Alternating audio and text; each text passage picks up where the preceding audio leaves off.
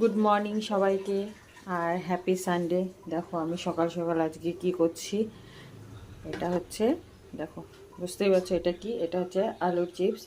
এগুলোকে কেটে এই যে লবণ আর হলুদ দিয়ে বয়েল করছি। বেশি হয়ে গেছে বলে এখানে অল্প দিয়েছি আর এখানে অল্প। এগুলোকে বয়েল করে তারপরে এগুলোকে আমি শুকাবো, শুকিয়ে রেখে দেবো। আর এই যে আমি আগে কটা বানিয়েছি, শুকানো পরে দেখো চিপসগুলো এরকম হয়।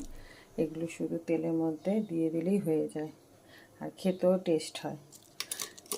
মানে যখন কোনো ভাজা থাকলো না, শর্টকাট এই আলু চিপস কেটে ভাজার থেকে এরকম করে, আর কড়া থাকলে ফটাফট শুধু তেলের মধ্যে ভাজা যায়। এরকমই বানাচ্ছি।